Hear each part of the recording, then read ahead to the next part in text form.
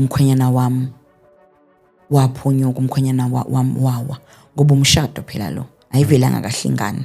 So njobe ingavelanga kahle nje kumele ukuthi si-understand ukuthi it's not about ingane kuphela, it's not about you futhi, but it's about marriage. Kubuhlungu ngoba ngikhuluma endlini yokukholwa, mhlawumbe ngingasho ukuthi endlini yokukholwa kodwa endlini yensindiso, because kunomehluko. So i-platform abazalwane la abasindisiwe kuba nzima ngoba thina esikhathini esiningi sinokuthi uJesu uzolungisa.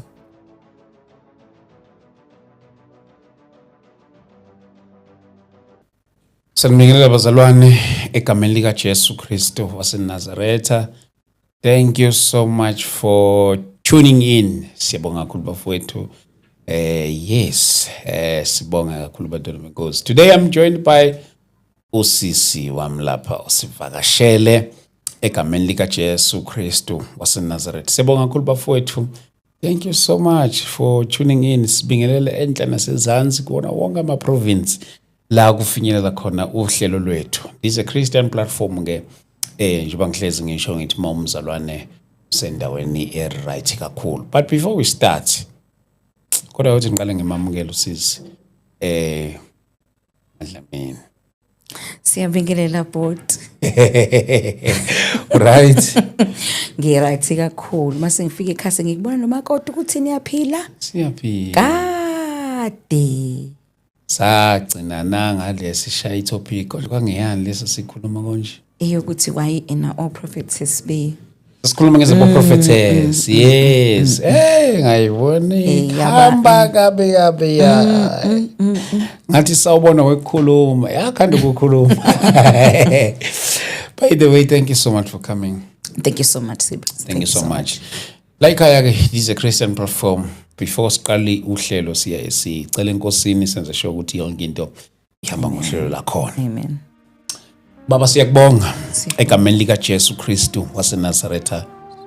Dumo nezibongo zonke zikufanele. As we are about to start this conversation, we pray, O God, uNkulunkulu wethu oyingcwele ukuba uvela amandla akho ndlela zonke egameni lika Jesu Kristu waseNazaretha.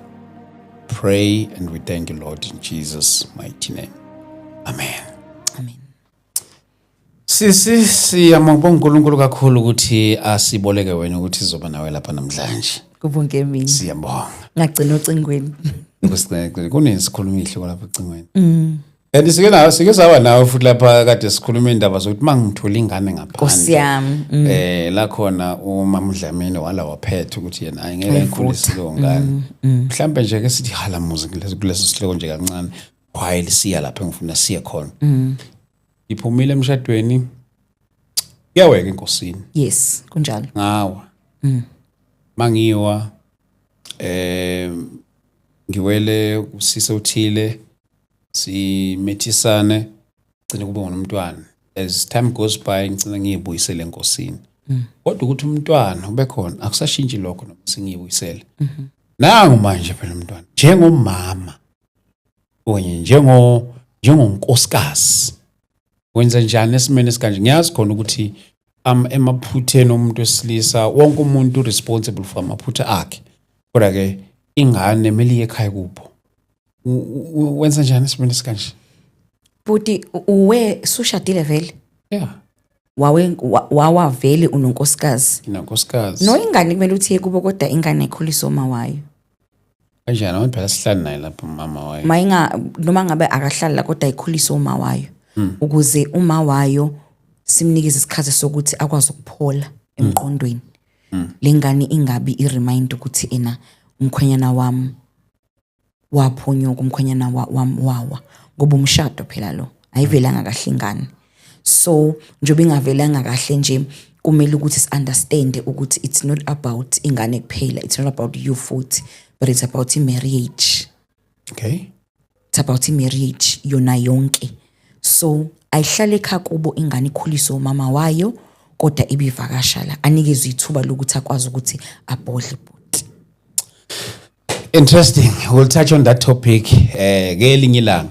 Ngeke kwazi kuyi-operator lento unefoni eceleni. Ngicela uyivale ifoni ubudile nale nto lana yolo phela. Please. Yes, we'll deal with this topic bafowethu as isikhathi siqhubeka nangelinye la. But namhlanje ngifisa ukuthi ke sikhulume ngendaba yokuthi ngiyazi ukuthi mhlawumbe kunezinye izinto ezithiwa fana noma divorce and stuff like that. Esingeke sikubalekela uma sekwenzekile ke ukuthi usurvive kanjani.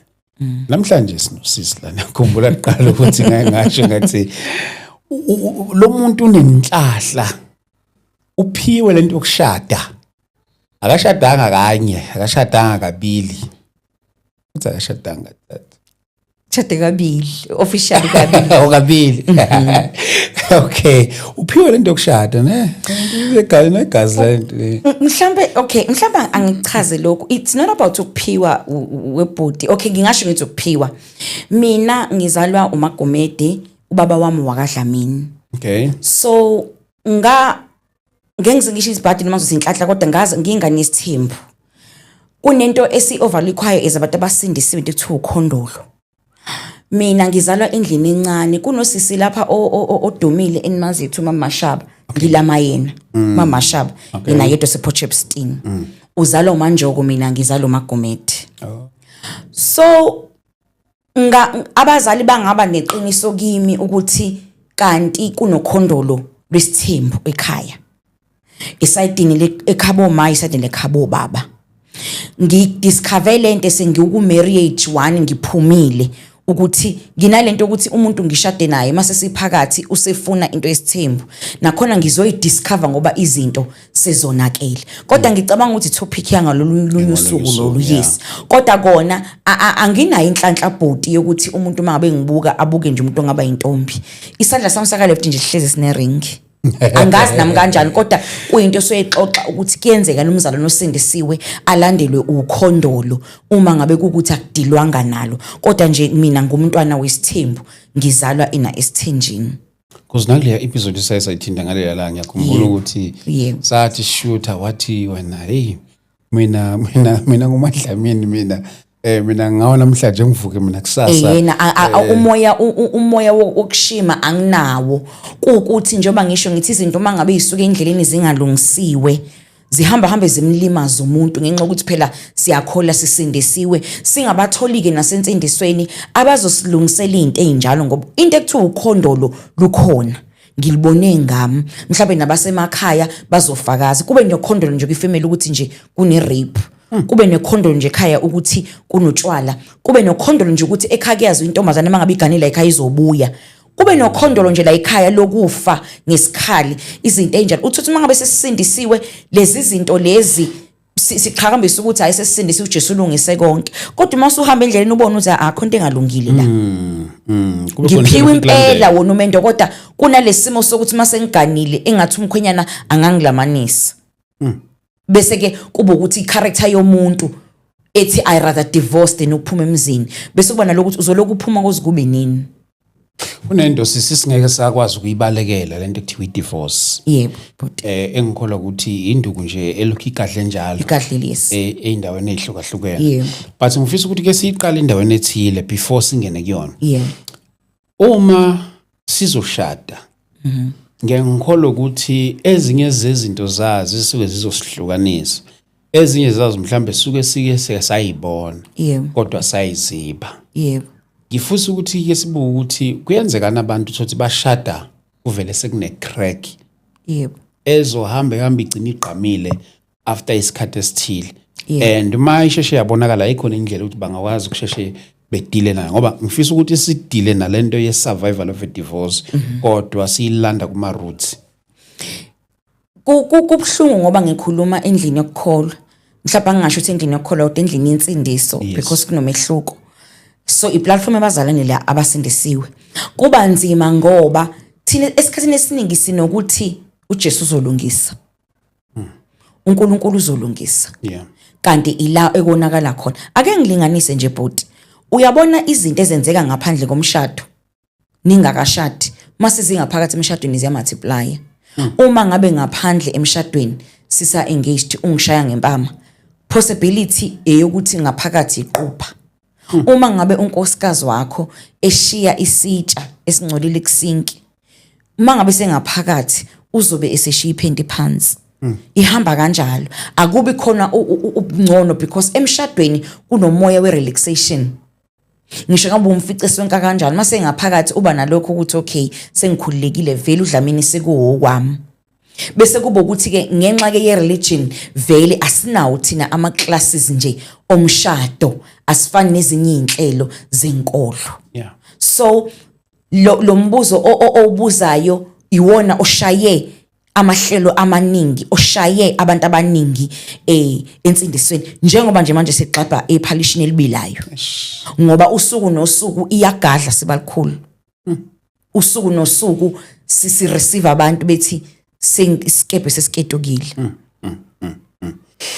ake singene kulena ke ntatewethu sengidivorcile manje sezibe khona inkinga manje emshadweni la khona sisakwazi manje sizifinyelela esigabeni lokuthi ayi okungcono ake ngithathe indlela yami nawe uthatha indlela yakho futhi ngikhuluma nomuntu o right oyi experience lento oyi experience lento ngiphila kanjani ke manje after divorce but nawe sike sakubona lapha after divorce bona ukuthi hayi uyabhibha strong noma singazi sithi phela mhlawumbe ukubhibha noma yini kodwa sike sakubona lapha ku Facebook indlela ukuthi mhlawumbe uboyenza ngayo bona ukuthi kokunye asazi noma mhlawumbe ukhuluma amanxeba and stuff kodwa in total reality how do I survive after divorce webhodi ususuke manje wayenza ya personal and ke ngiyamthanda uNkulunkulu because mina angikuthanda ukukhuluma into engingayazi ngithanda ukukhuluma into engiyaziyo ngami but nje angikusho lokho ibhlungu leyanto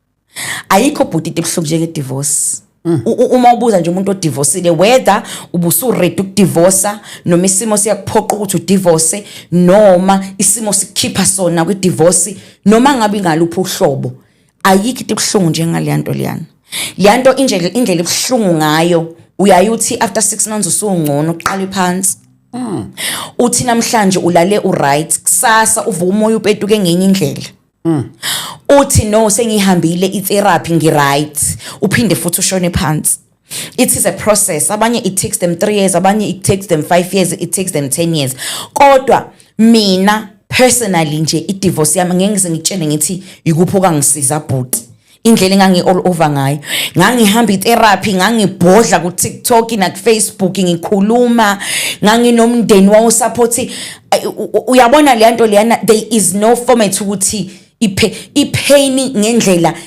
ekwenza ukuthi uthi mangabe usupholile uthawema yimina idivorce njalo ke uyayithi mangabe usudlulile usu right uthi abo Jesu yimi lo because ipain yakhona it is uncontrollable it's something ongekuzukwazi ukuthi we drive uthi hayi ngihamba nayo ngiyibambile yabona njengencwadi zesikole njengemoto njenganani ibuhlungu leyanto leya noma ngabe upartner wakho useless kangakanani noma ngabe useful kangakanani noma ngabe ube present noma ube absent kodwa nje ukuhlukana komndeni akumnandi there is why kubalekile ukuthi engathi la endlini yokukholwa asenzi kahle after divorce okay engicabanga ukuthi yona lento ongibizele yona la asenzi kahle ngoba after divorce umnyango oqala udokotela abafuthi ngeke sesikhohlisana ngendlela lento edala idistraction ngayo engqondweni yomuntu kuba nokuhlukana kwembono lapha ya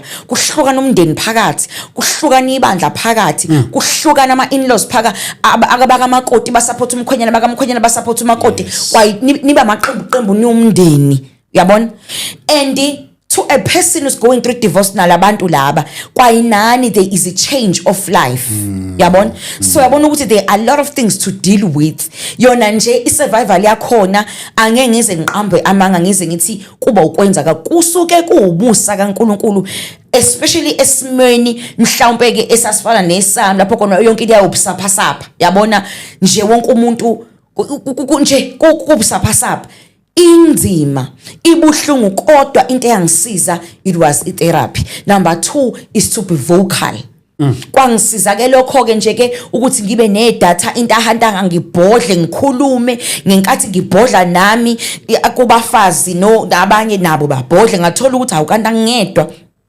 kulolu vuvatha olungiphethe yabona and ngalesa sikhathi ngathi kwakuumoya we distraction nje kulesa sikhathi lesiya so akukho lula but i-therapy is very important. 2 ukujima, 3 into oyidlayo, 4 nabantu oyisarande nabo. Okay. No, bengifuna ukucheck ukuthi isuke ingekhona into yokuthi ngiyadivorce khona impela. But yazi ngiyamkhumbula. I think iyadependa i-divorce uthi bhuti yenzeke kanjani. Do you know ukuthi khona abantu abadivorce vele sebelala emakamereni ahlukene? Because i-divorce ayiqali ngephepha. Akusivele kuthiwa nawo amasamanisi baba kaSibanibani, nawo amasamanisi maSibanibani. I-divorce iqala endlini, communication, uzwe ukuthi asisatholani kahle kodwa nomkhwenyana wami.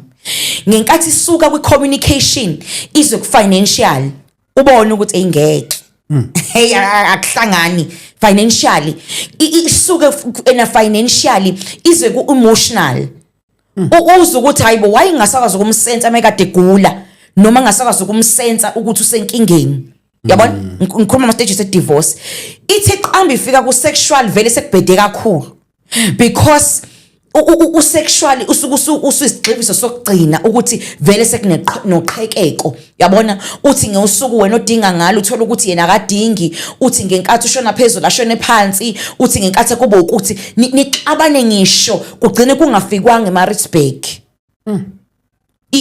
Imizimba nje igcina ingafikanga eMaritzburg ngoba vele ngeke nize nifike because sekunale divorce le ekhona kodwa akekho ofuna onesibindi sokutshela omunye ukuthi it's no longer working, but aqale enkantolo kuqala nje sisahlezi sise umndeni. So kusekwenzekile ke manje ngaleyo ndlela lokho divorce. I think abanye ukuthi mhlawumbe bayiconsola ngokuthi mhlawumbe aqoma umunye umuntu. Kunjalo. Umunye ayiconsola, amunye ugcina welele kuma kuphuzo njalo. Do you think ikhona indlela enye right ukuba ukuthi le indlela esafe yokudila naso lesi silonda? I-problem isekutheni wedlamini abantu abafani. And ukhumbula ukuthi on top of divorce kunama childhood traumas. You are getting divorced, ukhuliswe ubaba abuser.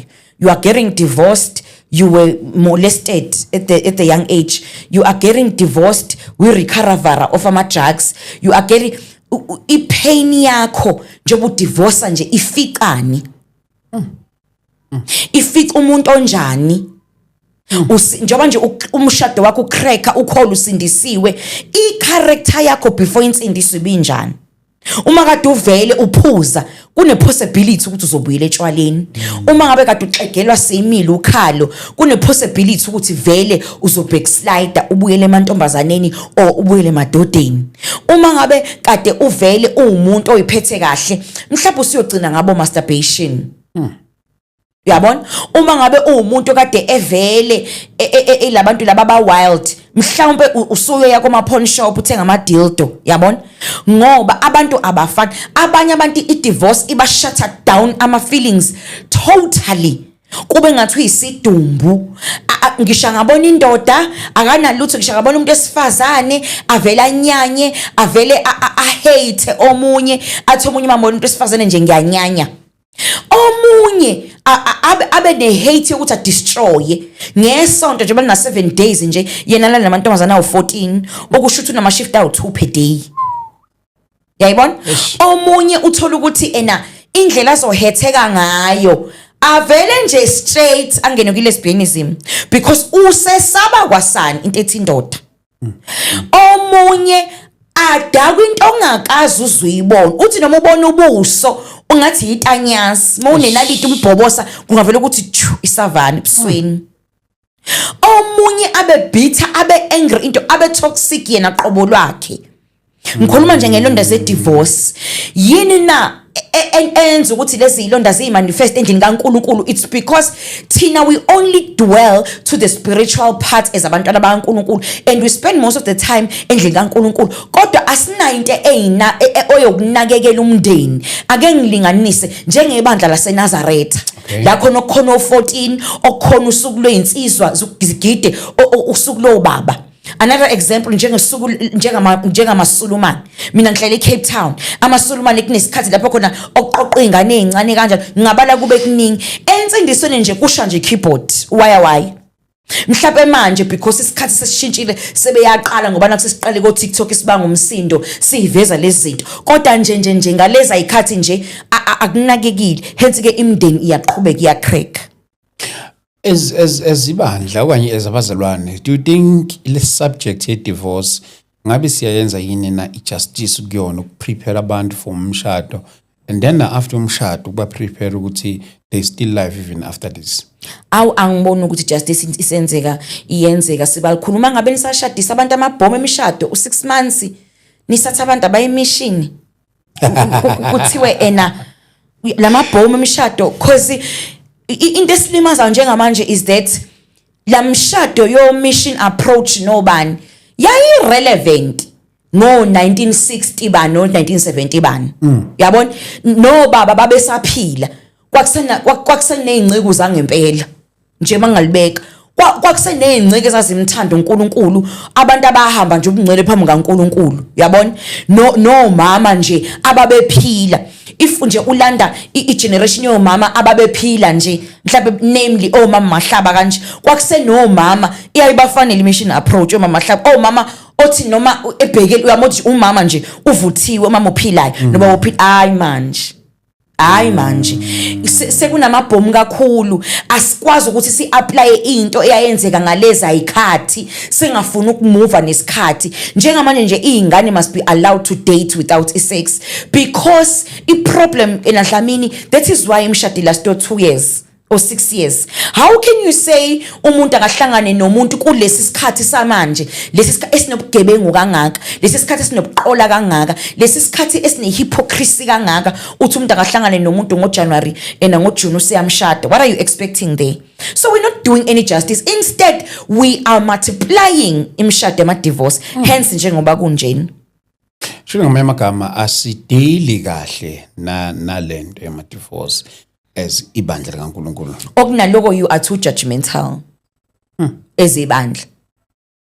Kunomfundisi nje njoba ngihlezi la ongasamenywa nje ngoba nakuyazi ukuthi ina udivorceile but the church has never done any justice ukuthi mhlambe emiyise kwi psychologist ibani even these people uzobona ukuthi you're not doing justice nithi niyibandla nazi ukuthi umfundisi ubani udivorceile kodwa niphinde nikikize futhi after 3 months ashado omunye umuntu futhi. I am not pinpointing this thing to you, but do you think wena emshadweni wakho lo walimalayo ayikaze bekhona indlela yokudila okanye even the church ukuthi ikwazi attend to your problems yomshado wakho ukwazi ukuthi ulungiseke? Mina Dlamini kwaba ama-noodles kakhulu kwashesha kakhulu okwami nje kwaba nje uqhumpatsha kwamangaza wonke umuntu so kwakungekho nokuthi kuthiwa kuyadilwa ngoba kwashesha wonke umuntu usathukile including my mother yabo usalelo enaloku ukuthi hayi mhlawumbe ngelila kuyoxoxa ukuthi kwenzakalani yonke into nje was fast you understand nakuba uyabona emshadweni ena wesibalikhulu kumele ukuthi uma ngabe umanzwakele ebala athi umkhwenya wami uyangondla umkhwenyana wami une security umkhwenyana wami ngihappy embedeni kodwa umkhwenyana wami akana emotional support yabona umkhwenyana wami une emotional support umkhwenyana wami ukude embedeni umkhwenyana wami uyangondla kodwa umkhwenyana wami akabathanda abantu emshadweni akumele ukuthi konke kube absent unkosikazi awumondli isembedeni kuyabheda abusive nobani. So zikhona izinto ezingalungiseka zikhona izinto obonayo ukuthi as much as kubuhlungu kuhlukana komndeni kodwa there's nothing to mend. Ayikho into engathiwa iyakhandwa because emshadweni kumele ukuthi ukwazi ukubala ukuthi umkami uyangiphekela umkami uyangihlonipha kodwa awu ulinuku.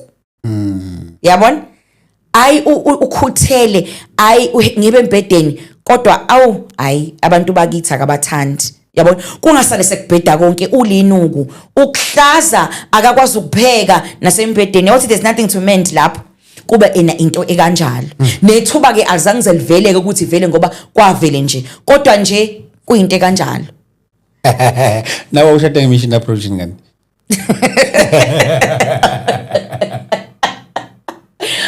Isiba. Kwakungeyona ngeke ngize ngisho ngithi ncam mission approach ya understand kodwa ngingasho ngithi kwaba yona because kwaba uJanuary kuphelanga nanonyaka. I didn't even get time to know him kodwa enye into engithanda ukuyisho sibalikhulu ukuthi uNkulunkulu did justice. Uyabona bazalwana asikwazi ukuhlala la kosofa ababiza kangaka siqamba amanga phambi kaNkulunkulu. Abantu abaningi abadivorceile abayithathi accountability ukuthi umuntu asho ukuthi kodwa uyabona nami la kunje yimi nami ngaba nomthelela la noma nami uNkulunkulu la waveza ngathi nayi uNkulunkulu siyabona ngenxa yokuthi thina ke especially ezamaZulu we are so groomed ngendlela yokuthi umshado uyipart of umuntu wesifazane yabona abantu abaningi abadivorced they will tell you uNkulunkulu uyakuvezela ama red flags ngendlela uNkulunkulu aneqiniso ngayo. Zikhona izinto othi ungena emshadweni ubone ukuthi kodwa la khona okungahlangani kahle but singene ngenxa yokuthi siyakholwa sindisiwe uNkulunkulu uzolungisa kanti asazi ukuthi sesifaka emlilweni. Sike sabalula indaba yakho yomshado oqala of which yolo sayisabona very loud on Facebook. Ukwayithina le ndaba yomshado wakho wokuqala nakho ngiphambanisi sisho lower recently and then bese umshado before lo. How did you survive lo ya ngoba lo sibonile to survive kanjani? I-survival yami I was still young. Mina sebekhulu ngihlala emzini abantu at a young age because uma wami wangishiya ngisemncane wahamba usebenza eEngland. Wahlala eBirmingham for like more than a decade. So bayihlala uma eBirmingham more than a decade ngakhula ngiyintombazane ngingenaso istructure sika mama phambi kwami. Ngafunda ukuthanda ngomfana. Kwasho ukuthi umkhonyana wami oqala wangirespecta ukuthi ngangiyintombi. You understand? Ngikhula phambi kwakhe ngiyakholwa, yabona. Sasebancane one. Number 2 akahlala ngesikhathi eside emhlabeni. Washeshe washona. So I damage noma yayikhona kodwa umndeni was there ukungisekela, yabona. I was still young. Isilonda sengane encane makuthiwa ingane iphukile. Siyashesha ukuphola because amathamba ayashesha ukuhluma. I was still very young, 2021. Njengoba ngina 41 nje manje nje I think should ngina 3 years ngashadile yonke nje leminyaka ngihleze emzini yabantu. So I was very young ngaleso sikhathi, driven, career, you understand, and I-acceptance yayilula because ngangiqala inesinkulula nje abangani. I was still very young. No mama ongizalayo ufundile wenza ne psychology, she's a midwife, so kwalula ukuthi phinda uqale phansi futhi impilo, yabona. So ngamanye amagama ukusurvive kwakho after divorce yalo yamshado oqala akuzange kube nomsindo like it happened after no akuzange kwafana nomnikazi wayo wayengena umsindo naye akuzange. Umsindo nje waba khona ukuthi nje abafana bamba u2 wasiyayishonela akuzange. Angifuna uqamba amanga akuzange. Waqedwe yena umshado oqala? Umshado wami oqala washiganwa uMantsawulwayo Sithembu. Isibongo lesi. Isibongo. Oh okay. Waba nana waxoshwa Isithembu wena. Isithembu. Hawu uphuma kanjani noma unkosikazi oqala mawuzoba mamkhulu? Isithembu nathi abantu siyathakathisa. Noma ungeke uzuphathe umuthi ngesandla ngithi ukhumbule ukuthi ngiphuma kusona, ngizalwa kusona. Nokuthi ngakubona kuyihlazo ukuthi uma wami wabalekile Isithembu bese mina ngishada isithenjini. Noma ngabe khondolo or not, kodwa nje ngabe ukuthi uma wami ufundile wayibalekela lento. Ngoba uma wami wabaleka isithenjini kaDlamini wabaleka nami. So ngabe ukuthi uma wami uindependent wazakhela umuzi, wasebenza, wazakhela empire, wondla abantwana bakhe, wazobuya phesheya kwezilwandle ebalekela Isithembu. Mina sengizo downgrade ifamily ngesithenjini, ngishadele Isithembini ngiyobanga uthando, ngibange isex, ngibange emotional support, ngibange indoda. Ngakubuka nje ngalelo liso lelo. Engathi futhi uma ngabe sengibuya kwayilapho ke hlala phansi khona noma iqiniso ukuthi angitshela ukuthi cha kaDlamini walotshelwa kwenziwa ena yonke into ngingane evele kanje. Nga discover ke odade wethu umama Mashaba lo engimshoyo uSinothile nabanye kodade wethu. Unazi izathu zomuntu oshadile ongathi mawuzibalula uthi cha la kufanele ukuthi ungadivorce.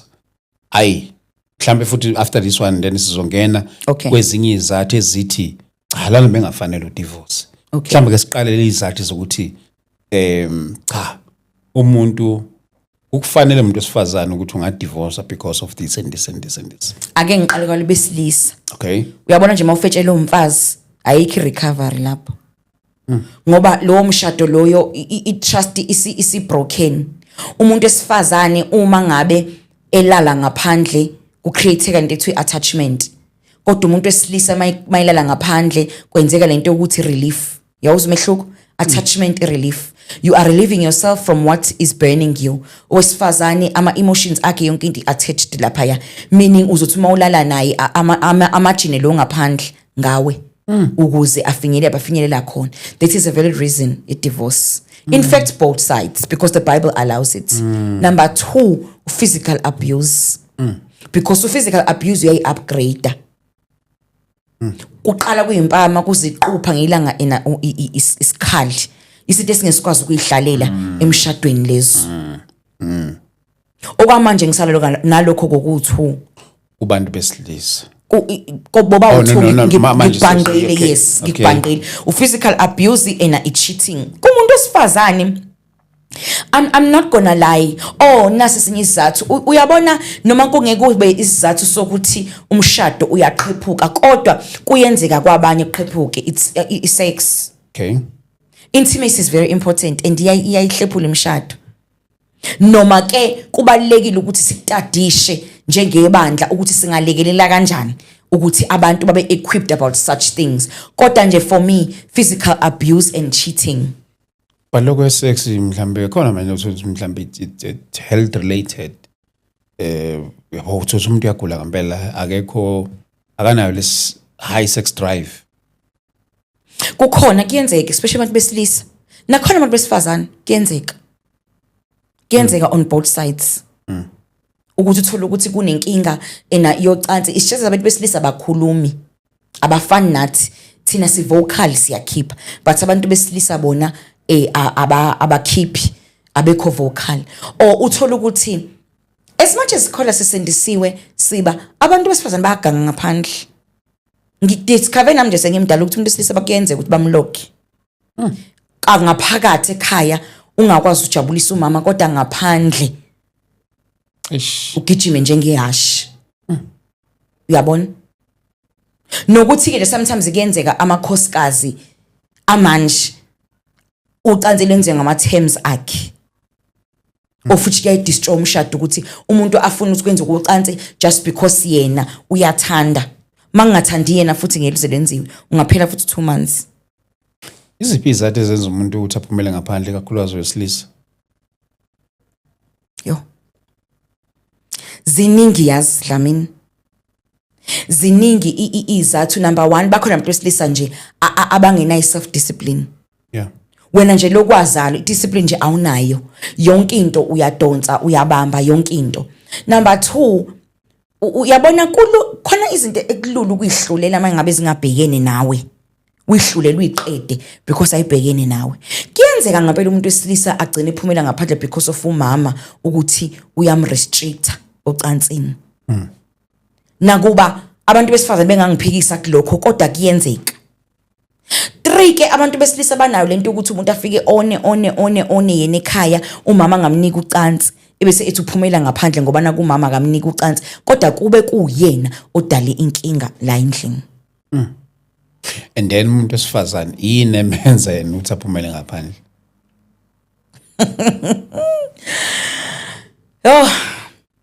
Do you know ukuthi most of the time abantu besifazane uma ngabe phuma ngaphandle basuke bekhishwa emotional support.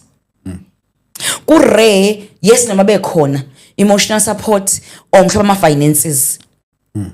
Because abantu besifazane ngeke azasho athi ngiphuma ngaphandle just because ubaba akangenzi kahle.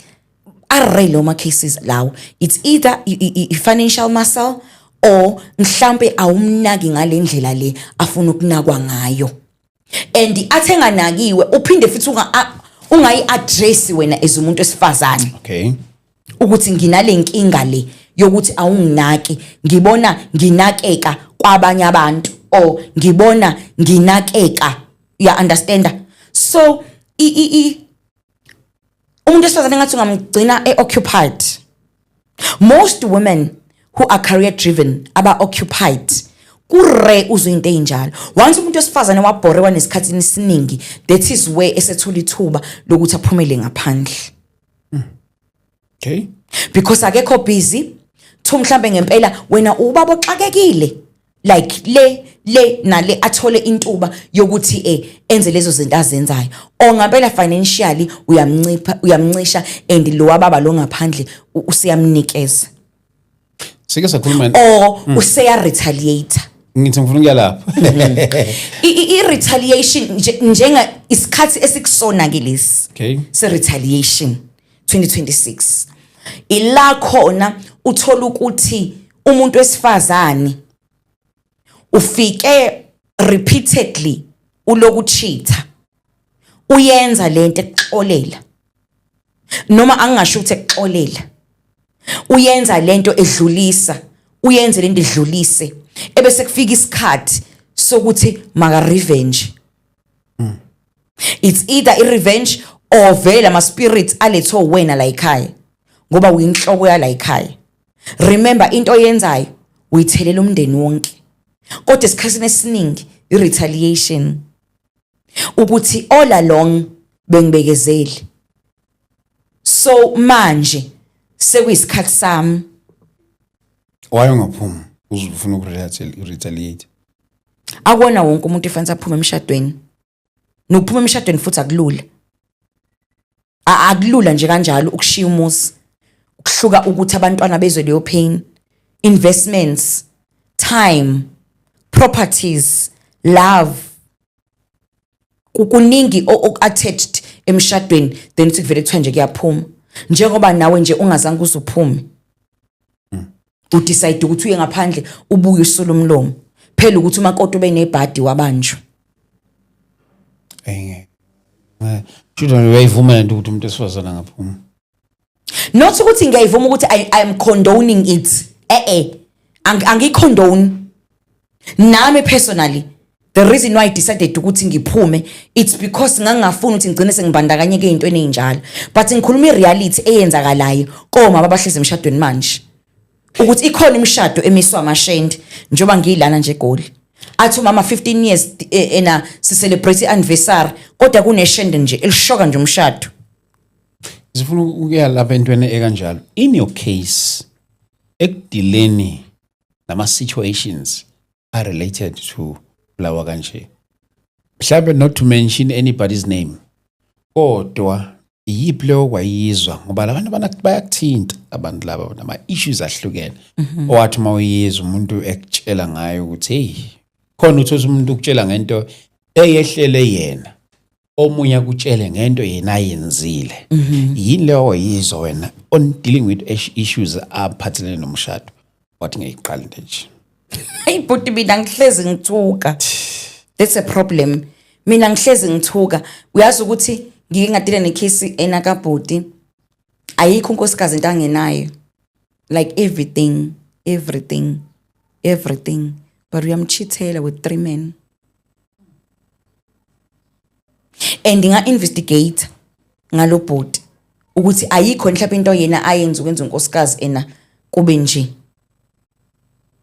Ngathola ukuthi akanacala. Ngeke ngaba necase mina la khona umuntu reporter ukuthi uthe engene endlini wafica umkhwenyana wakhe eyitika nenye indoda. Shome ngasoze yadlula. Uthi usabheka indaba ajikjela i-screenshot. Angikhulu uyazi ukuthi ku rare ukuthi lezo zinto uzizwe ngabantu abangakholwa njalo. Ngikhuluma ngabantu abakholwayo. Ngoba njengoba sila kwi-podcast abasindisiwe nje, inkinga zakho abantu zizo revolver kubantu abasindisiwe. True. Nabantu ke bayazi ukuthi umvelo wenhle uyakholwa, usindisi uyamthanda uNkulunkulu. So abantu abaningi abazoza kimi abantu vele ena abakholwayo. So yes. Judging from nako mama umfundisi. Now I believe ukuthi since now bukade umama umfundisi. Kunezinto othola ukuthi mhlambe ni you guys go through zona ezinye zazo ukuthi mhlambe zigcina zinga resolvekanga. Kokunye ukuthi mhlambe bake bagcine bethatha nama route athile kokunye uthola ukuthi mhlambe agcine benza nezinto ezithi bebengayicabanga ukuthi nabo bangazenza. Judging from okanye quoting umpostoli uSV Nxumalo wakwa mention lapha ukuthi kunabanye omama umfundisi othola ukuthi bagcina sebenabafana abalala nabo. Yabo. Bagcina sebenabafana abalala nabo. So ngifuna ukuchecka la ezinye zezinto ezihlukumeza omama umfundisi bagcine bethatha ama decisions angekho right. So ufuna ukuthi ngisho ukuthi ngiyavumelana nomfundisi uNxumalo. No, yeah, not in that way. Yeah, mhlambe in that manner, and nasekuthenini futhi ukuthi if isikhona ezinye izinto eyothola mhlambe bayazenza into kanjalo. Yes. Hayi zikhona. Zikhona uyazi ukuthi iproblem wena eNasiba eyokuthi endlini kaNkuluNkulu izinto zigqitshwa kakhulu. Izinto zifakwa kakhulu under the carpet. Nosizo kube nzima ukuthi kutholakala because wonke umuntu uqhamuka ezipenda perfect. This is why we are here. Nginesho ukuthi nje ubuhlezi lapho kunabantu abadivorceile ongacabanga ukuthi bangadivorce.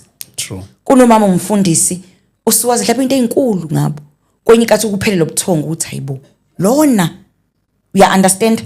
Kuno baba enkosini othi baba wena enkosini othi uma ngabe uzwa uthi no bayamqambela. Because yini akekho ufuna ukuya osizweni. Akekho ufuna ukuya edamini ayothola usizo. Alekelelwe noma uJesu esedlula nekhambi. Akekho ofuna ukuthi nakho mina ngicela ukusizakala. Wonke umuntu uzipainta right, wonke umuntu uzipainta perfect. Kuqhumeke sekuqhuma amabhomu njengoba kuqhuma amabhomu. Uthola ukuthi akulona ibhomu la manje isetup ya 3 years back. Yabona? Sihlezi endlini kaNkuluNkulu sinabantu abangekho kahle emshadweni kodwa bashokwe amadildo. Sihlezi emshadweni kunabantu abaziyo ukuthi nginoBen 10 wami ongenza ngibe ngcono. Sihlezi emshadweni sinabantu abazi ukuthi noma sihlezi sishadile kodwa ngi after 9. Sihlezi emshadweni sinabantu esazi ukuthi kodwa noma ngishadile ikhona into engisurvivisayo emshadweni. Yeah. Ebese phambi kwabantwana senze ngathi yonke into iright sibapaintele ipicture wrong bese kube ngathi bayahluleka bona njengoba beexita kakhulu more than thina kade. No, it's because we never told them the truth. Especially lezi ingane zama 2K noma kodi laba ake ngithi 30s laba benu eNasiba. Thina nje indaba yethu salo suyibulala o40 bani ngoba vele kulimalekile nje vele njengoba saba nje abantu abadelusional nje vele nje nje ibulale yethu kodwa sukela kuma 30s kushona le akusezoba lula ukuthi bahlale emshadweni bahlalele into engekho ngoba they are more wiser manje kusafana kuqala manje akusafana naqala. They are more wiser. So in that manner ebuwise babo shoot ama decisions wabo abathathayo do you think are right? Mangithi wiser ngiqonda ukuthi they are aware of the surroundings. Uma ngabe thina sasishawa ngempama sibekezele for 8 years yena impama right for 6 months aphume. Ngiqondile bobuwiser. Kodwa angiqondile ukuthi ku right mangabe kuthiwa baphuma emshadweni ngiqonda ukuthi they are so banento self aware bayazithanda bayiconsider bona kuqala ukuthi ke kwenzeka ngendlela right noma wrong, I do not know, it's a personal choice. Kodwa into engiyibonayo eyokuthi it seems as if ngathi bona bayisizwe mhlawumbe ngenxa yemfundo nangenxa mhlambe yama awareness, because njengoba singena nje ko TikTok abaqashisi yonke leyo nto leyo kuyaphithizela, yabona, bayafunda bayacosha. Nakuba ngenqamba amanga kokunye ngiyabona ukuthi kuyalimaza. Ngeke, I'm not gonna lie, kokunye ngiyabona ukuthi kuyalimaza. Kunale trend nje ekhona ku TikTok ukuthi thank you for choosing yourself. Uthi mawuthi uyalandela ayibo, kodwa i-reason, yabona, kodwa mhlawumbe phela i-reason yami ayifani i-reason yakho. True. So we cannot judge them. Mvelwenhle Dlamini, njengamanje usuvukile Kanjani? Bonering phela.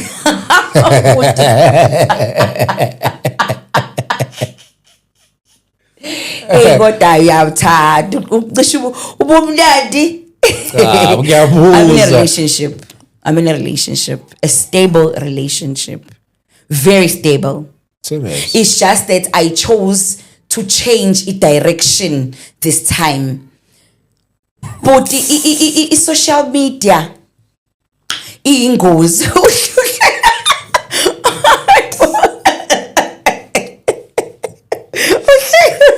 Yes.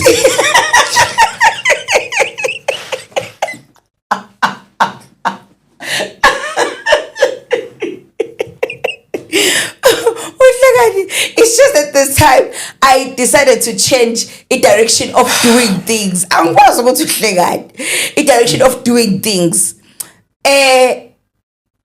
Angifuna uqabamanga. Social media mina yaba umthelela emshadweni wami. Social media inhle yimbi. Social media inhle yimbi. Yimbi. Social media ke ukuthi umshado uhamba kahle. Man lokhu nipostile njalo, you end up introducing the devil kulo mshado wenu ezihlalele khoneni. And le akuyona imessage ke ezozona wonke umuntu, kukuwe nje ukuthi uyayithatha noma uyithatha. It's an advice ukuthi we end up posting nezinto irrelevant, yabona, like senza ama vlog ngayo yonke into ukuthi ungithengele ibhluke la 3000 bani kanti usu provoke usathane in the corner ezihlalele nje usathane deke ngoba buti asinawaqamba ma, yabona njengoba ngithe ngehla e-airport ubanza ke nje ucobezela unjena nje. Uyasibona ukuthi unjani. Mina ngagcina ngalesa sikhathi nishada usawuqhaqhaveyana ugcwele manje umuhlu unqwaba amabhluku aqhume ngisha amadolo. Don't think ukuthi uma ngabe uphuma la ayikho umuntu esifazane ongaba nesibindi sokuthi akutshela ukuthi uyakuthanda to the generation we are living in ngenxa kamandla kamanzwakele ofaka i-effort la endlini. Uyayibona leyo nto leyo. So ngenkathi kuloku nje expose wana usudrive imoto ethize usekuukuthi naye ngokunjani uyamphosa bayabona phela indoni yamanzi imlenze yakhe mase phakamisa izandla dumisa leza ingalo nami ke ngincike. Exposure athi nje usathane in the corner ezihlalele eziphumulele bese nyam include emshadweni wenu. Sinama examples abanye nje bayashona phambi kwethu nje TikTok kade eqeda ukushada washona, abanye athi ena bani Nkosi yami asiphekele umyeni. Uyabona nje sinama examples amaningi. Nga decide to no, let me just change direction this time.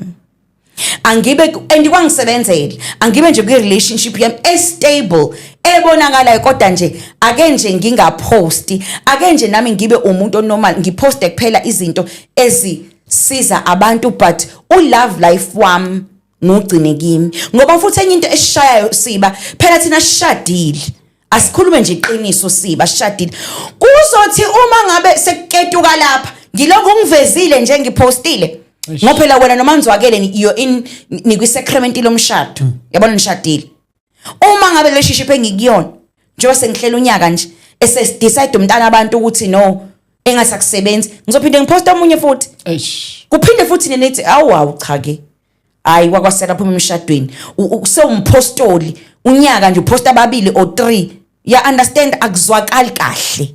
So in other words ku right ukuthi manje uzinento yakho nje sihlalele nayo ungalokhu post. That's what you're saying. But nje I'm not gonna lie ngisho emshadweni ngisho nje nishadile. I'm not saying don't post your husbands or your wives. I'm not saying that. Kodwa ungasiqini ngoba sizoghala. Musuku siqini. Ngoba vele siyambona ukuthi muhle vele umkakho. And mhlawumbe njoba nihleze nibahle nje kukhona nala nje oshoda khona. Sibe neqiniso bhuti because vele ngisuka kude Cape Town. Uyabona? Mhlawumbe vele kwanhlalo wena nje awuqinile kahle nasephaketheni. Awuqinile kahle nasembhedeni. Uyabona? Usasana phela kangeneli abantu abangakholwa namakhola uyangenela. Ngeke usungitshethi yonke lemshado echithekile it's because nje yachitheka. Eminye yachithwa abantu. Uyabona? So ke wena kusumpostoli ke uyaposta ke wena ke kukuhle uyaposta ekufakela imali uyaposta ekuthengela iskipa uyaposta eqabula uyaposta ngene embedeni uyaposta nje sesiyaghala siba ngoba abethu sebahamba bese siyalandela ngoba mhlambe vele kwamposto loyo mawubeka izinga ngithi mangabe ngikala ngibona unkosikazi ngithi no ngiyamketula mhlambe vele ngimuhle ngime kahle financially mhlambe vele nentobeko la endlini awuyitholi. Stop inviting the devil ngoku overshare impilo yenu emshadweni eintimate efanele nina nobabili nise these days ningimangaze omakoti benu esithi nize niposte namabele nikholwa nize niposte izinto ezingavezwa yabona. So nje ukovershare ngende ngikhuluma from experience ukovershare kuyabulala ubudlelwane. Protect what gives you happiness. Protect lento eyitreasure yakho. Mina ngiyamuzwa sizi mhlawumbe abanye abeni bangangamuzwa kodwa nje zama iyavikelwa into ophila ngayo iyavikelwa nalento ekunikeza injabulo. I think mina ngikuzwa kahle. Yes but mhlawumbe abanye ngeke bayizwa kahle lenkulumo kodwa mina ngiyizwa kahle. It's very clear, very serious because isikhathi esiningi abantu abayilwisi into abangayazi. Yeah. So the time you keep on exposing it, you are giving people a right or a direction nente tangible uku attack. Abantu abayi-attack into abangayazi. Uyazi ukuthi webhodi ukhuluma amazwi amandla kanjani? Let statement nje uqeda ukusisho. Bekufanele sivele siyivale podcast singabe sisaqhubeka. Abantu abayilwisa into engayazi. Do you know ukuthi khona umuntu oadvertise i-business for 2 months washona ngenyanga yesithathu? Oh. Do you know that? Eish. Do you know ukuthi kunomuntu omemezele ukuthi uyolobola unkosikazi waqhuma igazi ngamakhala? Khona omemezele ipregnancy yakhe. Kunomuntu ofane ngabe unengane manje na 13 years but yashona ingane na 13 months ngenxa ukuthi wapost iscan. And into ebuhlungu social media eyokuthi kunalento ekuthiwa fake account ngishimde ngoba sishasiza sishawe ngisho imindeni yethu. You understand? Sishawe imindeni yethu. Kunomuntu bhuti ohambe wayolanda imoto. We are not saying ukuthi all failures are coming from social media. I repeat myself as umamvelweni. We are not saying all failures are coming from social media, but musa nawe ukuthi ukuletha isidingo singekho. Kunomuntu nje oposte ekhipha imoto ayizange zifike egarage lokuqala ukufaka petrol ekhindeka. Eish. Kunezinto ezingavezwa ekufanele zigcine kuwe ukuze zikwazi ukuphumelela. Ngiyafisa ukwazi ukuthi yini eyenza ukuthi uMaria azalele emkhombeni wenkomo. Ngiyafisa ukwazi mhlawumbe ngelinye ilanga uma ngabe sinesikhathi kufanele sixoxe ukuthi yini le isusu uMaria kude kanga eyozalela esitebeleni endaweni ngoba wayazi ukuthi uyozala into precious kumele kunganakeki. Ngiyacabanga ukuthi kube waza lesibhedlela esaziwayo kwakosheshe kufika isitha angafiki nasesiphambanweni. So ngizama ukusho ukuthi into precious kuwe neligugu ingakho sisesinengwe as content creators ukuthi don't expose your children. Akekho nje umuntu owazi ukuthi ingane zami zifunda phi. Kwagcina ngisasempangeni. But njengamanje akekho umuntu owazi ukuthi ingane zami ifunda phi. Akekho yes I do post my kids but uma ngise airport yase Cape Town ngithi ngise airport yase Goli. Uma ngise Goli ngise Bloemfontein because oversharing can kill you. True. Sometimes abantu abaye bangazi ukuthi usebenza phi. Yes. Even uma uthi uyasebenza baye bangasebenza phi. Abaye bangalinenga. Abantu epoint ukuthi abaye bangazi ukuthi uhlala phi. Akusiba abantu abakweleta ukwazi ukuthi uphila ngani, uhlala phi. Icebo nje likaNkuluNkulu liyabulawa enabhodi. Icebo nje likaNkuluNkulu into mayineceba kaNkuluNkulu iyabulawa. So ivikele. Bafowethu siyabonga kakhulu lapha emakhaya egameni lika Jesu uKristu waseNazaretha. Mama Mvelwenhle kwabathanda ukuxhumana nawe bakuthola kanjani? Mvelwenhle Gumede Dlamini Facebook. Ku TikTok uMvelwenhle @Mvelwenhle bangibiza ngo Sister Confi. Confi. Yeah, the Confi one. The Confi taken from the word confidentiality. Hlehlo nodila nezinto eziconfidential. Bafowethu siyabonga kakhulu uNkulunkulu makanigcine lapha emakhaya ningakhohla sibonana eSoweto ke sizobonana eSoweto ngomhla ka 31 October eDlamini multi-purpose. I want you to diarize this day as early as possible. 31 October Dlamini multi-purpose lapha na eSoweto. Sibonga kakhulu bafowethu for joining us. Kanti sihleli naye umama uMvelwenhle. Mama sibongele kakhulu. Thank you so much, Siba. Thank you so much. Sibonga bafowethu, asibona ku episode yethu elandelayo. uNkulunkulu anibusise. Amen.